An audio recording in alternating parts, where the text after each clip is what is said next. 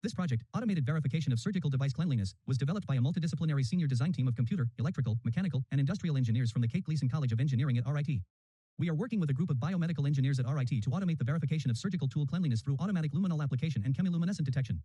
Our stakeholders are interested in a reusable, quantitative, automatic, intuitive, and enclosed system. An alternative to existing manual inspection methods.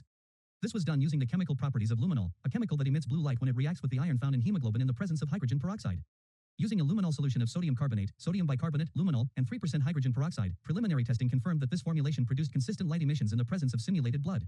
A system composed of 4 primary subsystems, a stepper motor-driven tool holder that moves the tool for full surface inspection, a luminol sprayer for even reagent distribution, a low-light camera that captures chemiluminescent reactions, and a Raspberry Pi controller that coordinates timing and image analysis, was created.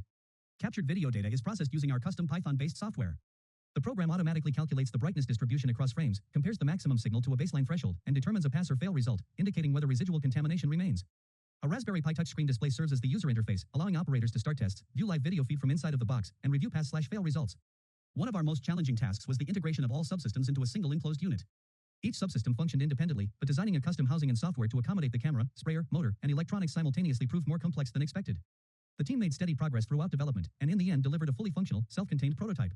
We'd like to thank our clients, Dr. DeBartolo and our guide, Dr. McCauley, for guidance.